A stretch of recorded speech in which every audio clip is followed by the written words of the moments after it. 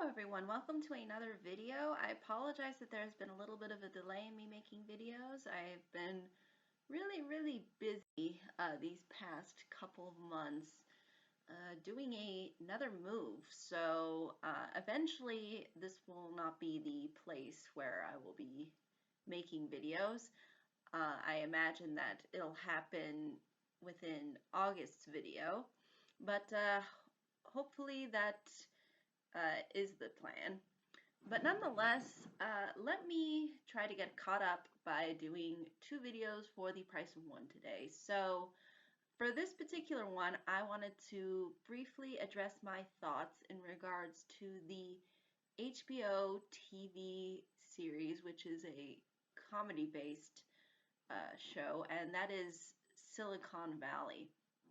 And I also kind of wanted to add a little bit of extra for this particular video because Game of Thrones' season finale just ended this past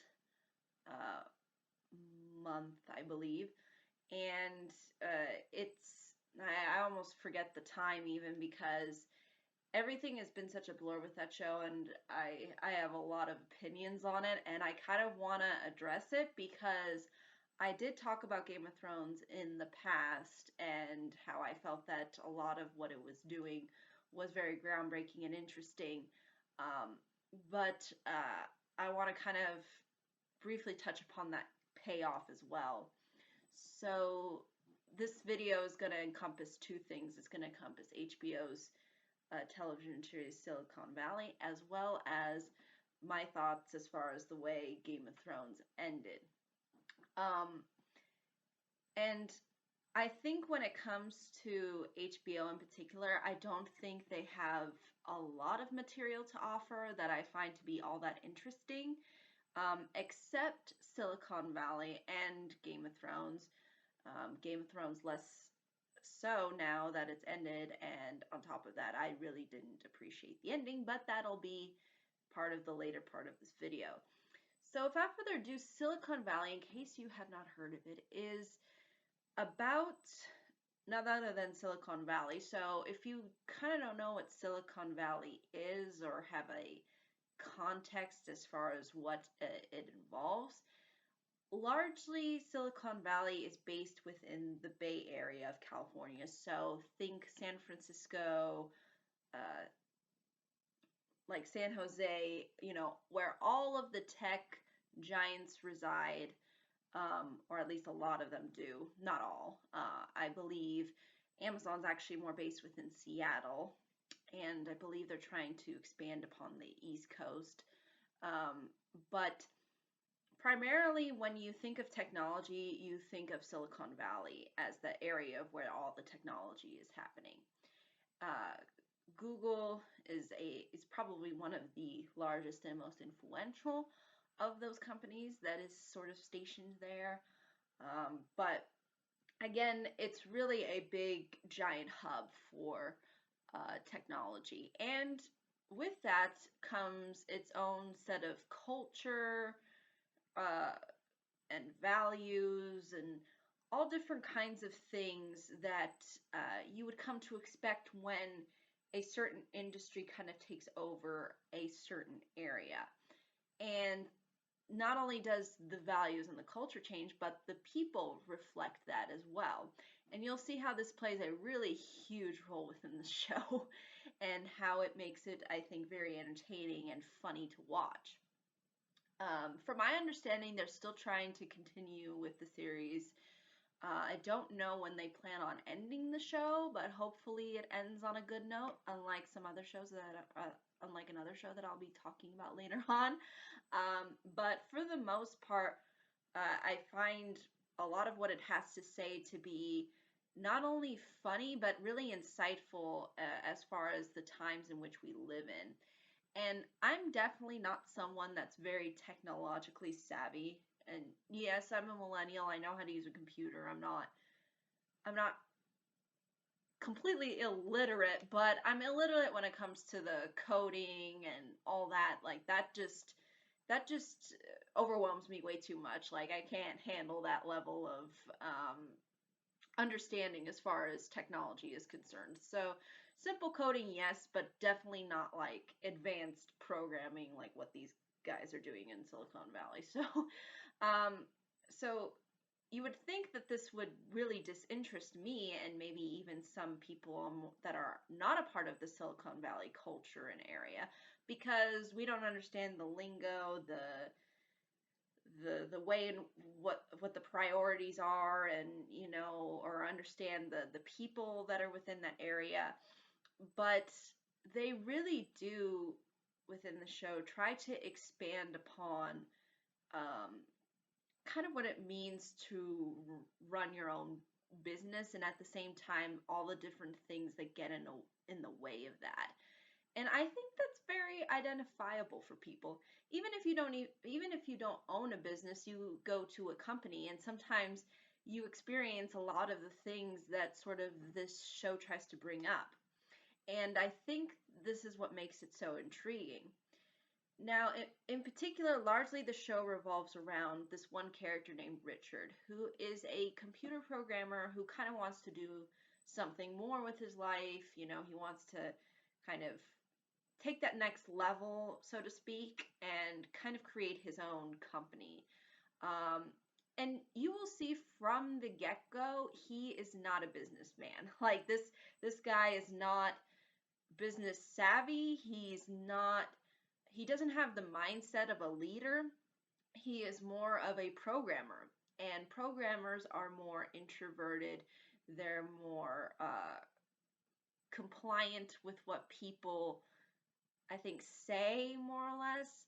And it's not to say that that all computer programmers fall under this uh, category or label, but Richard in particular is one of those types of programmers. He's really passionate about technology, and he wants to give back um, what technology can provide. And he thinks that making a company would allow him to do that and free him from the constraints of these gigantic conglomerate corporations within the technology industry that are kind of really minimizing the level of, I guess, creativity and control over the whole way in which technology is kind of administered, and what projects get approved, and what where the priorities are. There's just all these different things that come into play that you can definitely see why Richard wants to break away from that and try to do his own thing. And it's totally understandable why he would want to do that, but he's not the CEO type guy. He doesn't have the ability to even talk in front of people properly. At one point, there's literally a scene where he's trying to give a speech to the people that he hired, and he literally starts throwing up. Yeah, he tries to give a speech and talk about what the vision is and give people an idea of what is expected of them. Can't do it. It's just too overwhelming for him. And I can definitely see this happening with a lot of people, is that they end up wanting to develop a company, but they don't have the capability to be the owner or the supervisor of the company. And I kind of see that, and that's why I kind of identify with Richard, because I think it would be nice to be able to do your own thing and develop something and create something. But at the same time, I don't have the level of leadership qualities and um, salesmanship qualities, at least, to go out and pitch something to someone in that way, to the point where you can really convince a lot of people to participate and be a part of the company, both as an employee as well as a consumer. So I think that's really the struggle that he has, and that's really what prevents a lot of the things that he wants to make happen from not happening. And at the same time, not only does he have that struggle as far as his personality is concerned, it's everybody else around him that ends up becoming a huge problem. Like a lot of his roommates that he lives with, want to get involved in his business, and you'll see how that kind of ends up blowing up in his face in the most ridiculous and funny ways. Like they come up with so many creative stuff in here that um, it makes sense that somebody within that world at least would come up with something like it, but you could also identify with it in, even though you're not part of that particular area or culture, and it kind of comments on like sort of the stupidity and lack of foresight of corporate America today. And it hones that aspect so well that it's really unbelievable. And they even comment on sort of how, business is more about, just going out there and doing something, and but you still also have the people who are really pro education and think education is everything, and that you can't do anything without it and all that. So you kind of see those things kind of clashing together, because on the one hand you have to be highly educated to really understand programming and computers and things like that, but at the same time, you have to kind of have that business mindset of being able to think outside the box and not put barriers and constraints on your on the way you approach things. And sometimes when you're in an educational institution, you can't really do that. So again, that's also a big aspect that they touch upon within the show, which is pretty hilarious, and leads to some hilarity as far as the kind of philosophies that exist within that area. um, but not only is, and again, this is where I think it's important to understand that this is not really necessarily it's not really a plot focused story. It's more about the journey of Richard going through all these different experiences and trying to create his company and adjust his company, and doing all of these different things, and the hilarious backlash that comes from doing that. And it really goes to show you how sometimes people, in particular people who have a lot of money, end up being the ones that have no insight into anything anymore. You'll see this with the investors that Richard comes across, and you'll even see that too with oh, when when he tries to figure out who's going to be, I guess, the CEO, because he realizes he can't be the one to do that, and how he ends up picking somebody that's, very educated, but again, doesn't really understand the fundamentals of really running a business. um, and that's something that I think is also really important to understand as well, as far as getting the context and the humor of the show. Um, and again, it doesn't really try to touch upon the personal lives of the characters as much. It's largely professional. So if you're a person who enjoys more of the more personal bits of humor, where it's people's sort of more social interactions with one another, like it's their friendships, it's their relationships with their spouses or family members, you're not going to get that in this show all that much. This is not a show that's really about that. It's more about the professional relationships and how those things end up getting completely botched, uh, and the struggles as well of trying to put yourself out there, and the kind of almost it's almost like it's almost a dark comedy in the sense of, you're trying to achieve this thing, and this thing keeps backfiring at you, and then ended up destroying everything that you ended up trying to build, and then you have to start from scratch again. You really do see that, and you really do see how that impacts Richard. But at the same time, they mostly play it up for laughs. They don't really try. They don't really try to make the show all too serious. Although he does have some more serious relationships with different characters.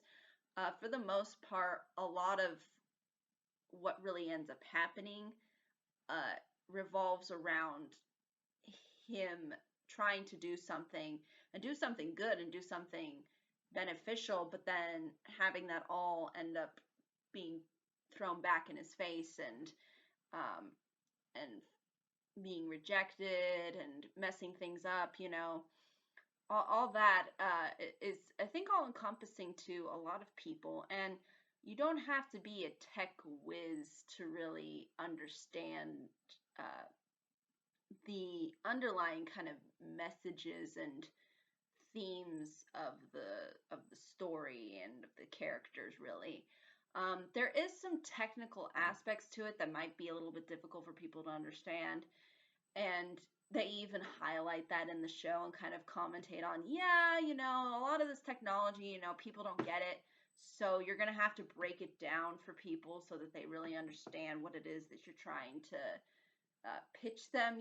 So, um, so that's also another important part to sort of understand as far as the direction of the show. I don't know where it's going to ultimately lead to. I imagine that they will eventually finally get the company to where they want it to hopefully be, or at least Richard hopes that it'll be. But it's it's it's pretty much a crazy kind of just roller coaster ride of starting this company. And there's a little bit of side plots here and there of different characters, and they kind of end up interconnecting with Richard's whole goal, um, that end up being sort of amusing as well.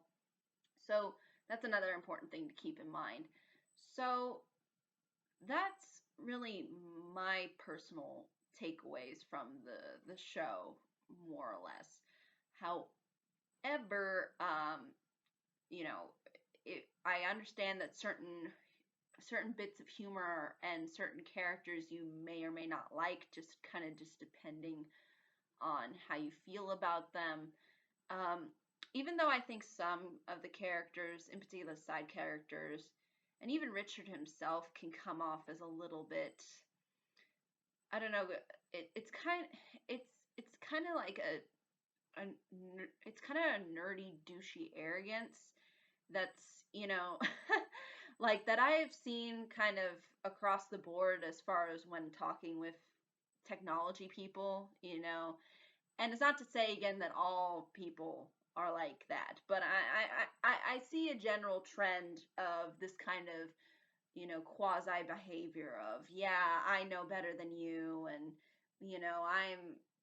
I'm blah blah blah, and I'm, not necessarily to the point of bragging, but more of on the level of I know more, therefore I'm superior to you in every way, shape, or form. Instead of trying to like maybe educate people, and try to be like, try to foster that level of understanding within people. It seems like from a lot of what I've experienced in real life and reflected into the show is kind of that same mentality of we're among high and we look among the peasantry that are consumers, and that's how we see things. And that I feel like that doesn't really foster good relationships.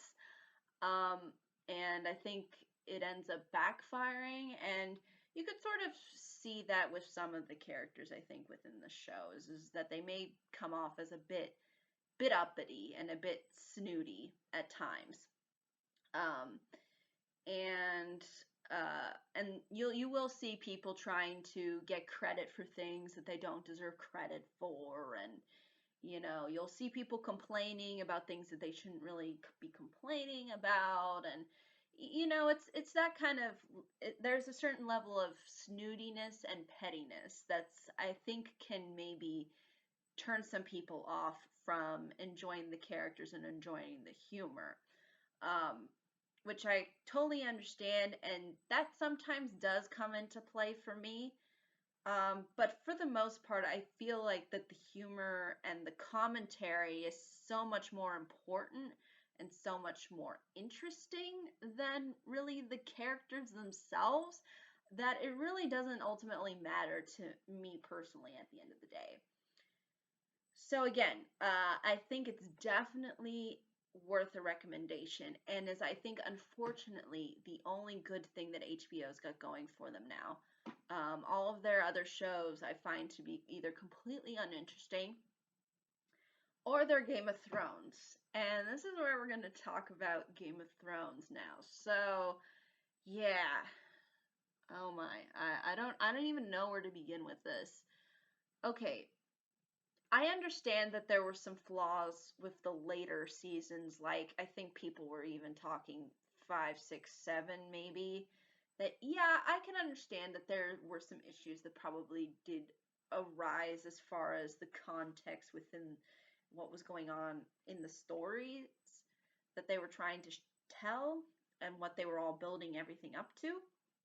But man, that eighth season, oh my, this season finale has been a very, very disappointing one. I don't think I can even sum it up in words, really, the level of disappointment that it provided me.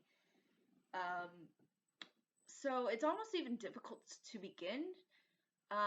But I think the biggest thing that really screwed this series over was the fact that it wasn't given enough time. The fact that they weren't able to build things up with the Night King, the fact that they weren't able to build things up for Dany or Daenerys, uh, all of that I feel really impacted the overall quality and presentation of this final series. And there's a lot of people that are blaming the two guys that were kind of in charge of the show, the D&D as they are termed. Um, and some have been not terming them as in the most positive of light. You couldn't put you can kind of I like to give my audience a little bit level of freedom here and just say, just call them whatever you want and however you feel, and just say, okay, these were the guys in charge of everything and had the ultimate say on everything. Okay, D&D, yes, those are their first name initials. They really, I think, really screwed the pooch because they were more interested in moving on to do different projects than actually finishing up Game of Thrones properly. And that's really what it all boils down to. It's they did not have the level of care and understanding and commitment that everybody else that was involved with the show had. Because you had actors that were definitely committed. You had the set design people, they were all committed. Everybody that was on board, that was on the lower ends of the spectrum, even the directors had some care to the show and wanted to try to execute it properly, or at least try to execute it in different ways. But since the higher ups wanted to move the gravy train along, they limited the amount of episodes, they limited the amount of time for each episode, they cut stuff down and made everything so lifeless that it unfortunately couldn't be given a proper send off. And yeah, it was very lackluster, to say the least. I almost even felt too that the things that they did focus on were sort of a waste of time. Like even the first two episodes that were part of the were a part of season 8 were all building up to that battle of Winterfell. And during that time, they pretty much summed up everything that you thought, or pretty much reinforced everything that we already knew. Like, yeah, we know that Dany's coming with her army. Yeah, we know that there's probably going to be some issues with the fact that, she's this queen who wants ultimate control over everybody. Yeah, we know that Jon Snow is kind of has the hots for her, and we had to do this whole fan service, so yeah, we already know. Like, the audience has already established a lot of what occurs within the first two episodes, and I almost feel like the first two episodes were a complete waste, and I think they kind of did that on purpose to make it seem like we're building up to this great battle where all of these people are going to die. And guess what? Not a whole lot of people end up actually dying. Yeah, you get a couple of main characters that die. A couple, but not a substantial amount at all. And not only that, but those characters don't get killed off later.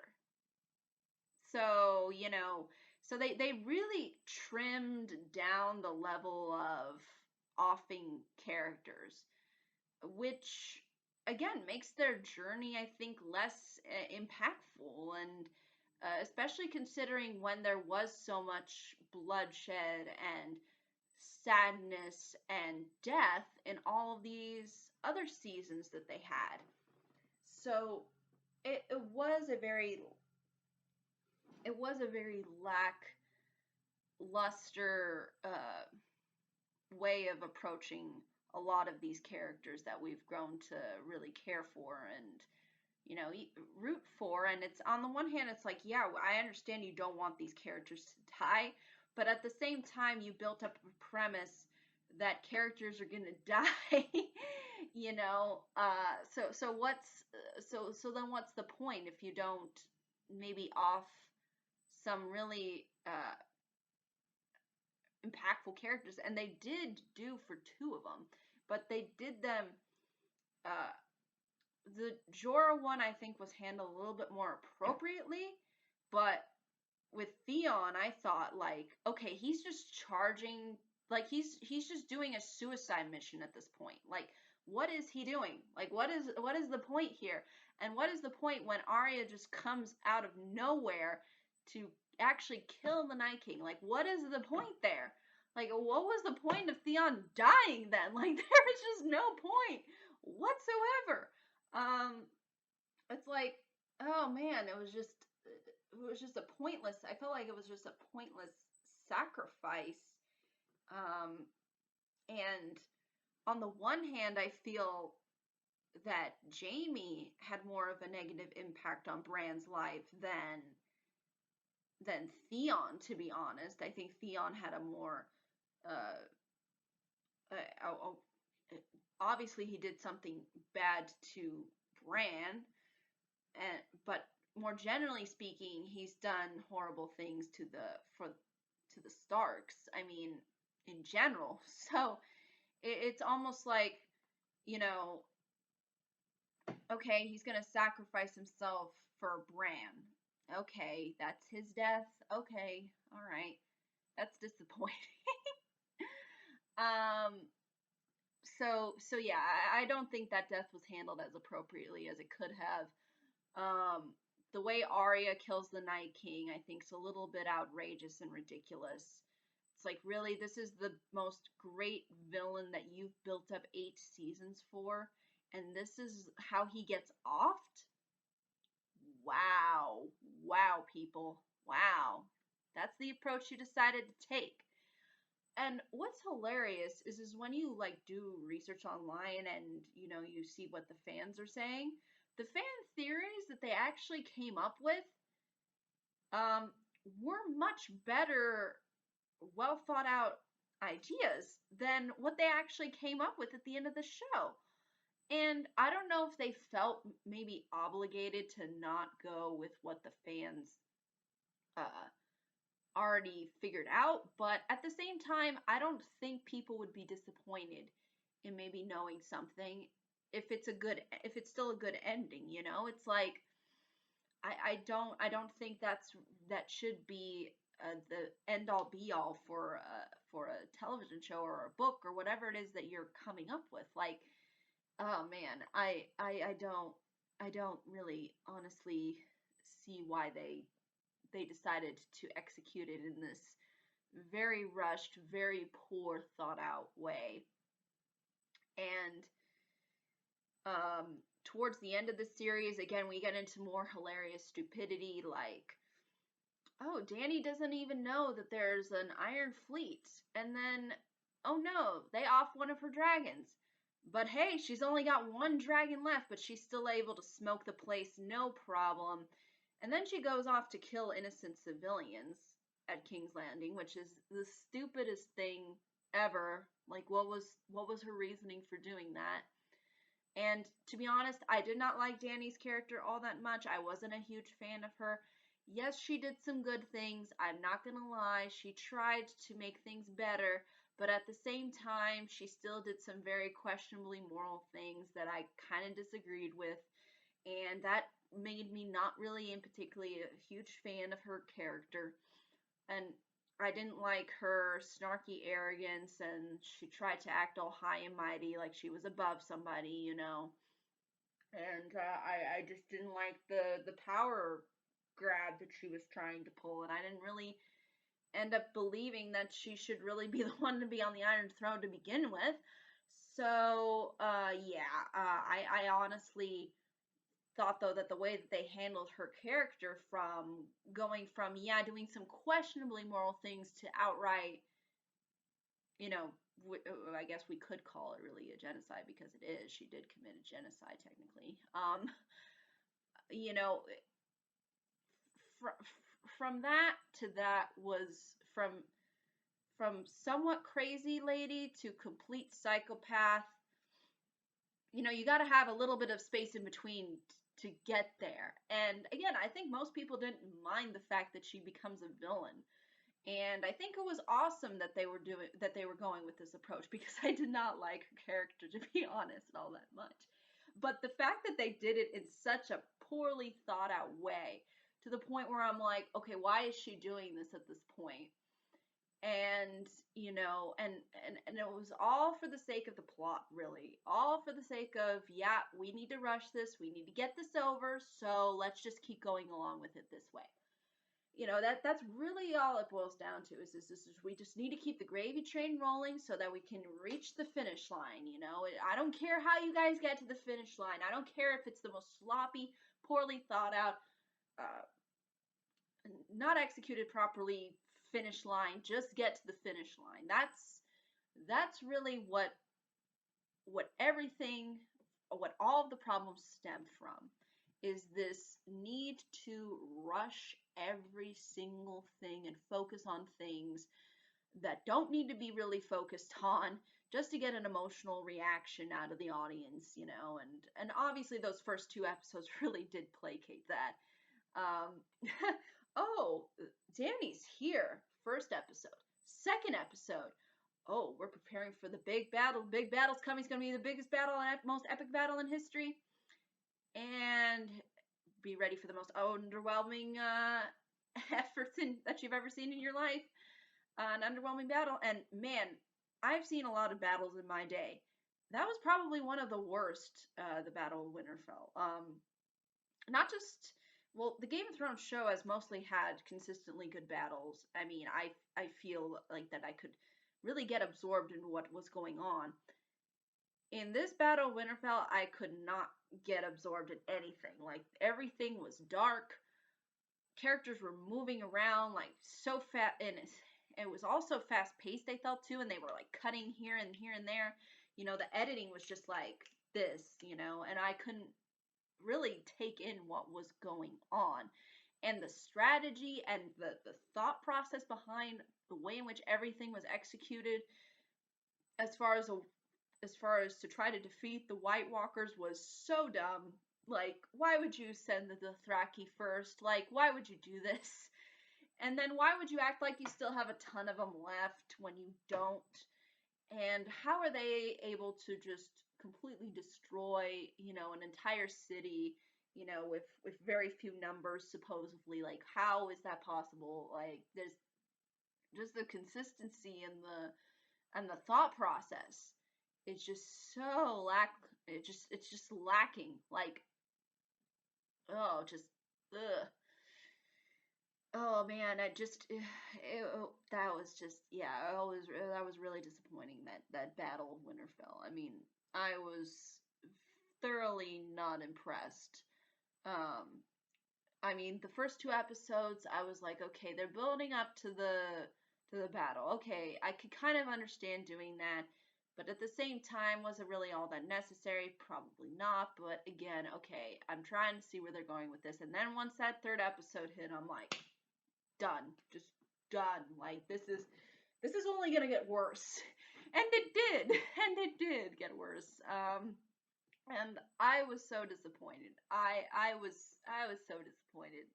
Just the way that they handled everything. It was just so draining. Like just oh my gosh. Like why would you do this? Why? And again, it was all because for the sake of we have to rush this. We have to get this project done. There's a deadline. I don't care how poor your workmanship is. Just get it done and over with. That was really the mentality behind this last season. Was I want something done, I want it done quick, get it over with. And that's the thing is when you rush things, when you don't think about things, when you really don't take time to absorb what it is that you're doing, you're going to end up with a bad product. I mean, it's just that simple. It's like fast food, right? So you go into a McDonald's, right?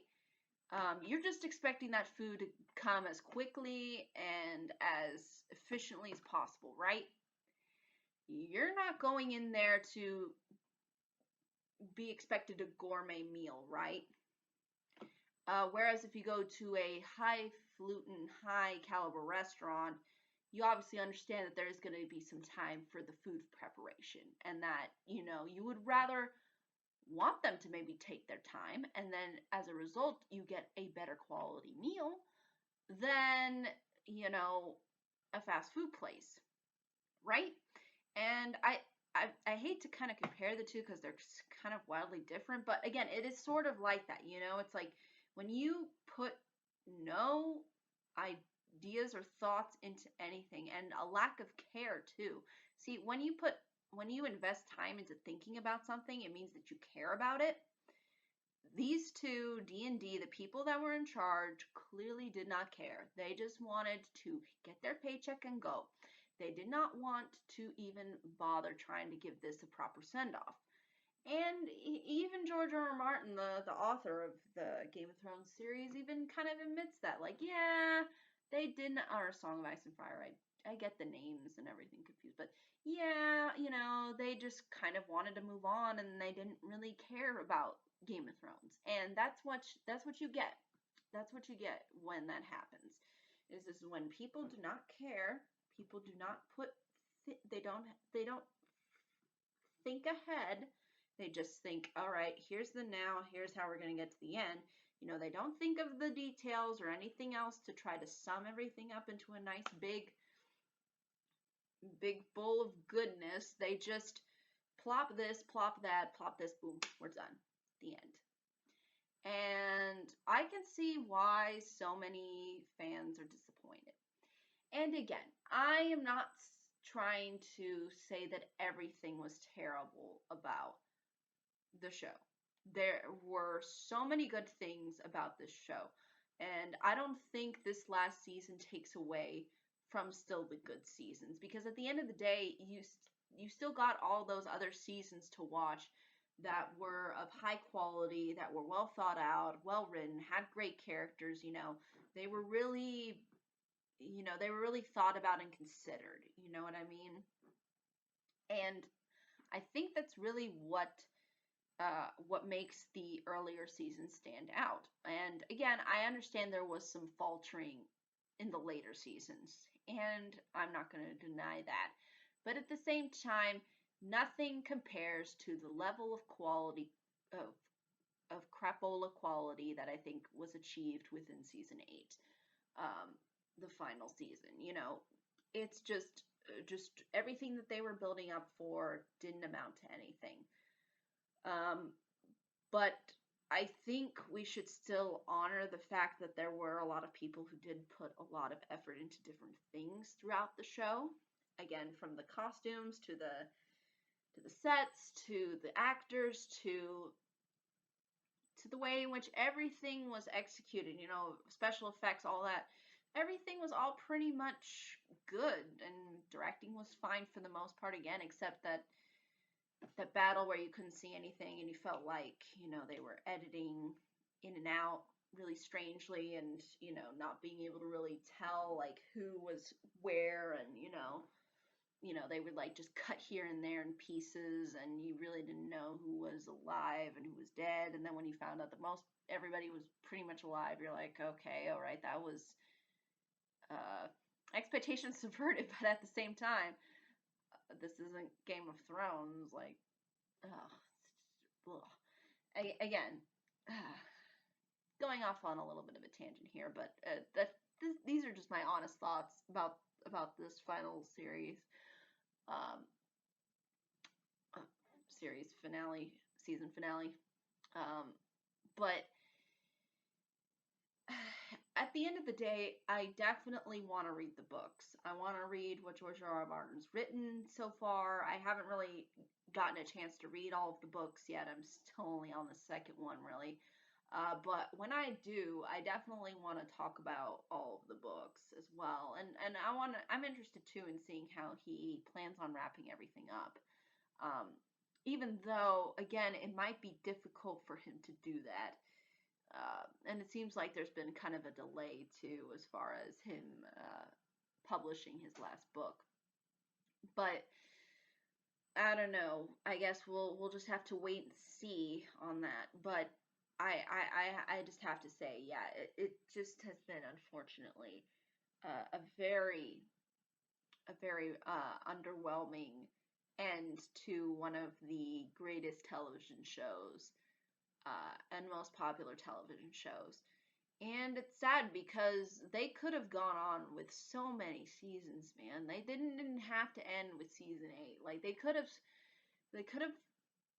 jumped everything up again with season 8 and gone on and done, maybe, I think they could have at least pushed 10 seasons. 10 or 11 or 12 maybe, something like that. Like, I mean, it didn't have to be excessively long, but at the same time, I just feel like when something is so rushed and so haphazardly put together, like, it's not, ultimately, it's not a good ending, and I don't think they ended this really well.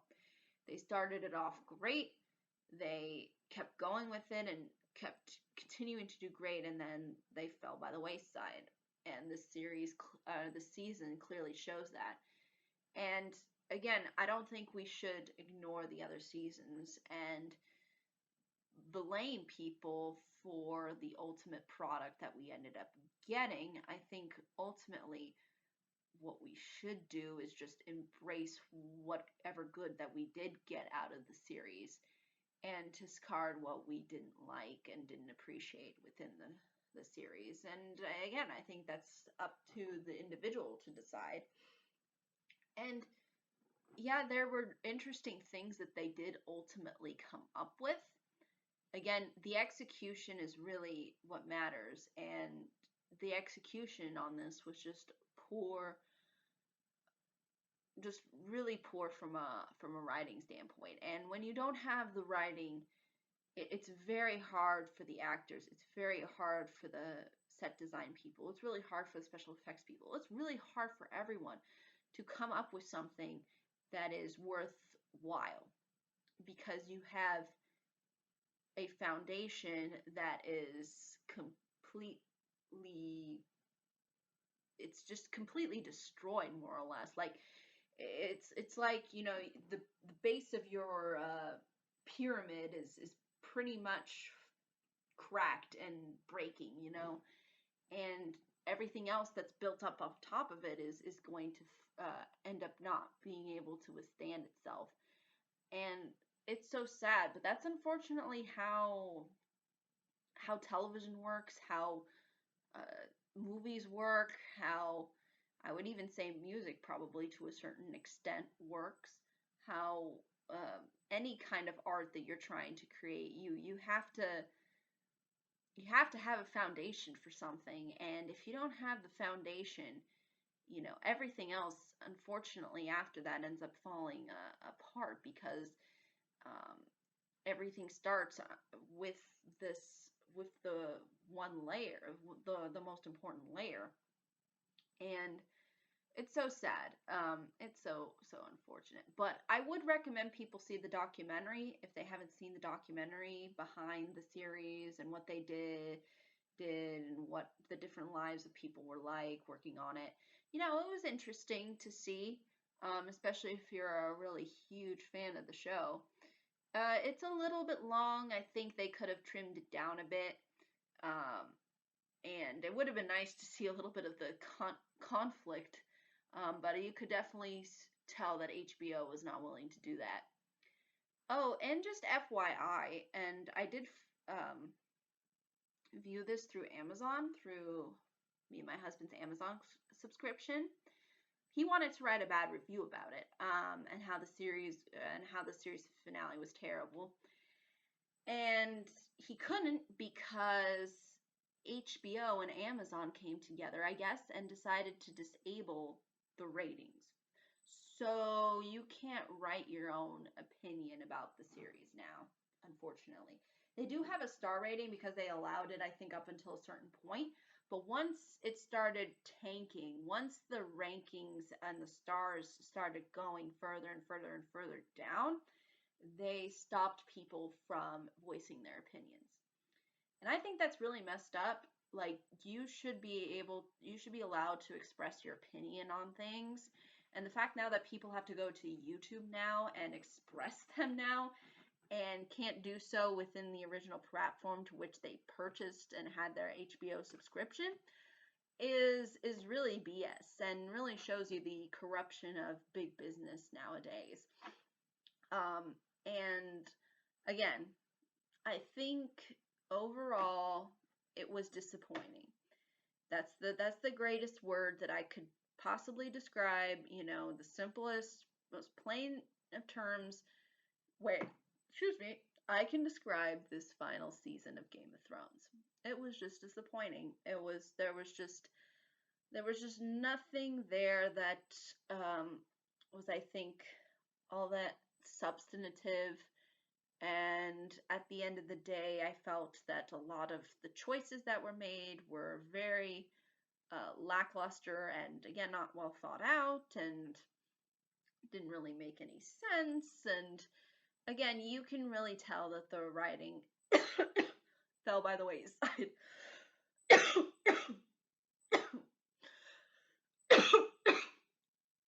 And again, excuse me. I mean, I'm sort of glad that Danny ends up becoming the villain and gets chopped off at the end, but at the same time, the way she gets there is so bad, so unbelievably terrible that it doesn't do justice to her character and to the actress who played her. And I feel like a lot of the actors were in particular disappointed, and you can kind of see like online glimpses of their like actual real opinion, even though they can't really express their opinion. And that's what's also so sad too, is especially in this day and age, is you really can express how you genuinely feel. And it doesn't even have to necessarily be anything political. Like, this is just a TV show. I mean, yeah, the TV show revolves around some politics to a certain extent, but at the same time, like, you can ultimately say what it is you thought, because the big man, the big corporate America, is going to shut you down.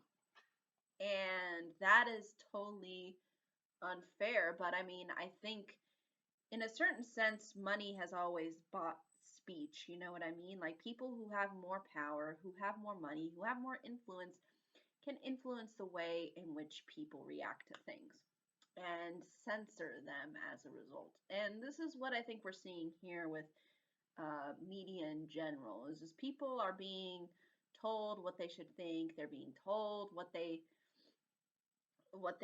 should express openly in public, and they can't do, and if they do so, then the reputation falls by the wayside, and they know it. They know if they have no good upstanding reputation, then everything falls apart. That's really what it comes down to, is reputation. Reputation falls apart. And excuse me. And when you can control the way people perceive that reputation by silencing the voices of other people, then again, this is what you get. And that is clearly the case here. And I'm very disappointed. I know it took me like a little bit over a month to express what it is that I thought. Actually, did it come out in May? I don't even remember when the last season even came out, because I'm just like so in a blur from it. Like, I just kind of want to avoid it at all costs. But I'm a little bit late to that train. But at the same time, it was something that I did talk about previously on my channel, and so I thought I would clarify my last final impressions after having seen all of the seasons. And yeah, this one just was the most poorly written, the most poorly thought out. Just everything about it was just not on the same level of quality as the previous seasons, guaranteed. And that's just my honest opinion, though, about it. I know there's might be some people out there who did genuinely enjoy it and did find some redeeming qualities about it. And yes, I will agree that there were some redeeming qualities here and there, as far as the acting, as far as the direction, as far as the, you know, cinematography, anything related to anything but the writing. I think is really where the everything boils down to. Is just the lackluster writing, is where everything just falls apart. And yeah, that's just really my honest thoughts. I there I guess maybe some aspects of the way in which they executed things, I could kind of enjoy, even though I knew they were kind of stupid. Like the Clegane Bowl, yeah, that was enjoyably stupid. The dragon burning down the chair, yeah, at the end, yeah, that was enjoyably stupid. Like, there's just parts where I just kind of like laugh at the level of thinking and, the stupidity behind it. Like, yeah, there's just things that I found at least somewhat enjoyable, and entertaining to watch. But when it was kind of being entertainingly bad, but for the most part, not a whole lot to get out of this season finale for me. But yeah, I think that's really all I can say. I mean, I don't think there's anything else that I could express that could really sum up everything, because at the end of the day, it's just, we got some good television out of it. It's not like the whole entire series was terrible. It's just that this ending was very, very disappointing and did not build a lasting, I think, impression among people. And that's something that's very unfortunate, because I personally still enjoy and consider myself a fan of this war, or I don't like, I hate the term fan, but I like the world and everything that Martin built from, and I liked the way in which they executed in the show to a certain extent. But again, this final season put a really sour taste in somebody's mouth. It's like you eat something and it's so good at first, and then you have an aftertaste, or you like end up throwing it up later because food poisoning or something. That's how it feels, this this series, unfortunately. But again, there is still some good things that came out of the entire thing. Still some good things, and still some good things that can be rewatched and enjoyed, I think. But at the end of the day, I hope that at least Amazon learns from this, because I heard they're going to be making some Tolkien related stuff Again, if you don't know who Tolkien is, Lord of the Rings, they're going to be doing some prequel type stuff, I heard, and I'm hoping that they execute it properly. I'm hoping that they bring people on who care about the material and care about the characters and all this and care about the story and all that. I just hope they do, and not some corporate sellouts who are just gonna just rush it to the end and say bye. Just hoping that doesn't happen. But again, you never know. You never know. So yeah, and it's sad because fantasy is such a rarity as far as television and movies are concerned. Like fantasy is not really that big of a focus, and it is really one of my honestly my personally my favorite genres. And to see it diminished in such a way to where it started off so well. I mean, it's sad. It is sad. Very disappointing. But heck, you just got to move on. And I think this is my way of saying, just you have to move on. I mean, there's no point in trying to change it. I know there's people who tried to sign the petition to sort of make a point that yeah, we want this series to kind of be redone, at least season 8 to be redone. But I I and I did sign it, but I signed it more for like just just to send a message to HBO, not really just yeah, they're not for the fact that I would think that they would ever um, bother to even try remaking it. I think it's more of the messaging behind it that yeah, there was a lot of people that were disappointed with the way in which it was executed. Uh, but yeah, that's really my honest thoughts. I would love to hear everybody else's honest thoughts about Silicon Valley or Game of Thrones, either one. But yeah, after this episode, unfortunately, there's no since me and my husband don't even know when Silicon Valley is going to be starting up again. Um, I've heard bits and pieces. Yeah, it's going to start here or it's going to start here, and there's no point in, unless they have an actual date even. So, we're just not going to bother with HBO, unfortunately, because that's the only other show that we felt was worth watching. But yeah, until next time, everybody, thank you so much for watching and goodbye.